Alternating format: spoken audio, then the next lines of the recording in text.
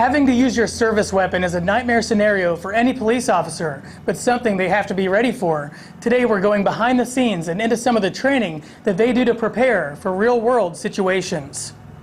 When you knock on the door, you never know what's on the other side.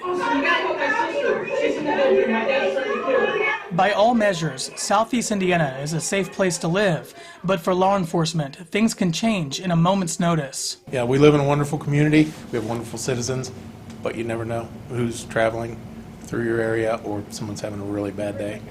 And one way that police prepare for those worst-case scenarios is using the virtual firearms simulator, also known as FATS, located here at the Southeastern Career Center. Sir, could you come here and talk to me real quick? Sir. And we joined Ripley County deputies to experience this training. It provides real-life encounters where officers have to make split-second decisions that can come with heavy consequences. Good.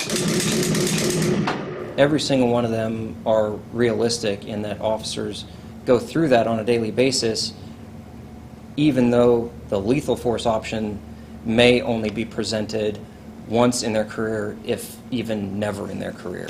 And this simulator isn't about whether you pass or fail, but rather an opportunity to improve. Maybe they made some mistakes in the training, but that's where the mistakes can happen. And during the training, I was put to the same test. I responded to a type of call that police routinely get, a domestic disturbance.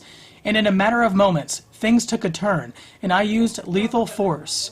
It was a split-second decision that in real life would take weeks or months to determine whether I was justified.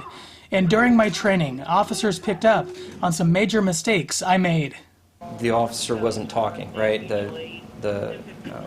Harmeyer was not talking, right? He was presented a scenario where, hey, you need to be trying to communicate with somebody, letting them know you're there, letting them know that, hey, I'm here, I'm listening to you, I'm paying attention to you. Nobody else in the world might be, but I am. This simulator is far from a video game and offers much more than deciding whether to shoot or not shoot. It reinforces the importance of communication that can help de-escalate situations.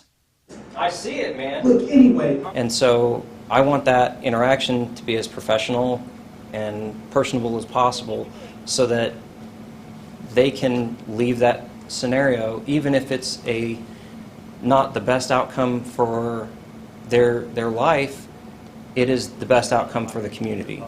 And this software is at the Career Center in Versailles, and it's utilized by both law enforcement as well as high school students studying criminal justice.